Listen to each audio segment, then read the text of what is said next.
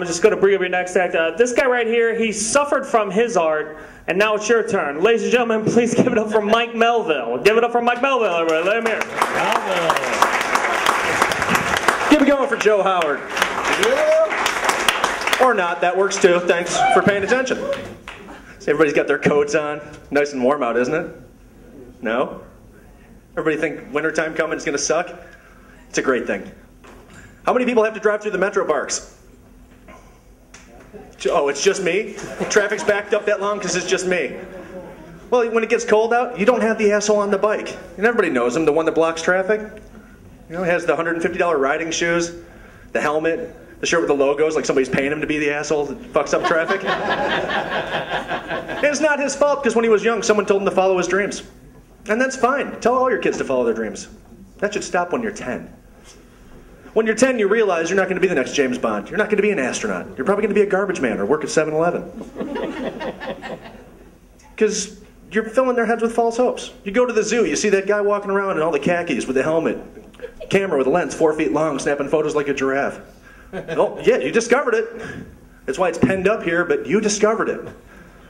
Just you do something doesn't mean you are something. Because I hid cameras in the bathroom here doesn't make me a porn director. Well, actually it does, but that's just because the website's doing so well.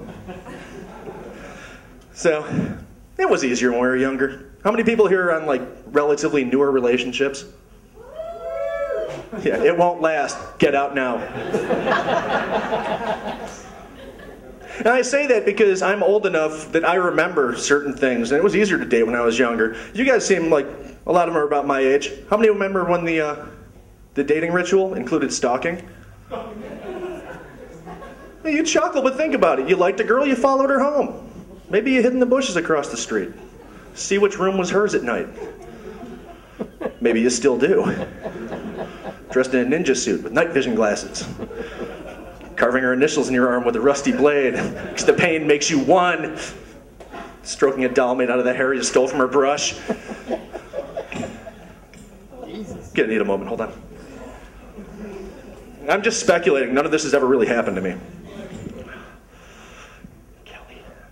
Okay. Alright, we're past that. Yeah, it's hard to date now. I'm having a hard time finding dates. People find my wife unattractive. She's got baggage or something. And it's always been this way. Like, everybody in high school had that one guy they knew in their class that was kind of different, kind of unique, kind of the indiscriminate sex guy. That was me. Because I waited until I was 17 to lose my virginity. It took me that long to convince women I had cancer and I was going to die. It would be a great thing for me to have sex before I go. So I dated the girl with palsy. And no, don't be judgmental. She had feelings too, just not from the waist down. Don't blame me, it was God's cruel joke. So, it wasn't even the full-on palsy, she just had the weak arm. Oh, take a minute. Take as much time as you want. It's a vivid picture. Let's get past that. You know the beautiful thing about it, though? When we were younger, we had a hard time getting good drugs, and now you can call your doctor and get Vicodin for a hangnail. And it's all started with the medicinal marijuana. They started giving marijuana in California. You can get a prescription for being agoraphobic. I'm afraid of large open spaces. I need weed. You know, they're testing ecstasy on terminal cancer patients. It's true, I saw it in the Wall Street Journal. Wait, this is going to make it so much better to have to clean out Grandma's house when she dies. You know, right now you have to find people to come over and help you, and it's always a chore to find somebody with a pickup truck. They're going to be lined up outside. They're going to read the obituaries. You need a hand with that? Dude, your grandmother sure has a lot of Paul Oakenfold CDs. Yeah, and she can work those glow sticks like a champ, one lung or not. I always loved that. Glaucoma with marijuana. Grandma smokes weed? Yeah, she has glaucoma. No, she has Bob Marley posters.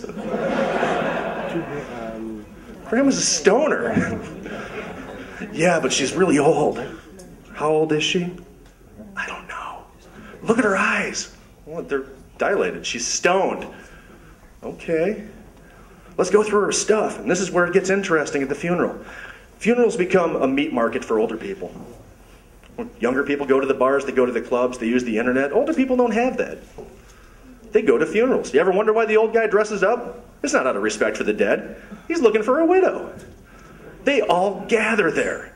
And if you walk around a funeral, you hear the same conversations over and over again. Yeah, he looked so natural. Shame to see him go so fast. What are you doing tomorrow? You got plans after the burial? We're in the same home. Okay. Usually works out really well for him. So, well, this guy's just staring at me.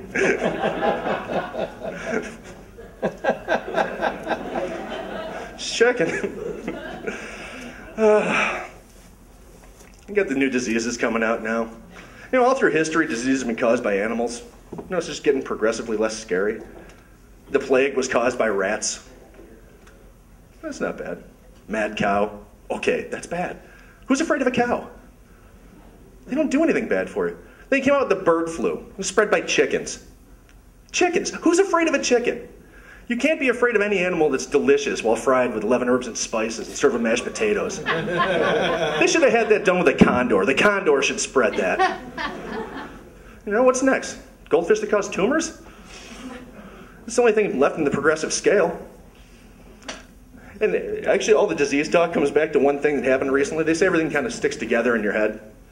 I called the Cleveland Clinic last week and had the hold music. Instead of something like ABBA or Cher, I heard, did you know that 1 in every 7 people has a brain tumor? That was on their hold music. And I'm sitting there in traffic counting people in the cars around me going, 1, 2, 3, 4, 5, 6, dead. And they just started to get into the symptoms are, and the hold music cuts off and the nurse picks up and I'm freaking out going, no, put me back on hold. I need to know if this is a sinus headache or if I've got a golf ball-sized tumor on my cerebellum. All right, folks, thanks for coming out and supporting us. You guys have a great night. Enjoy the rest of the show.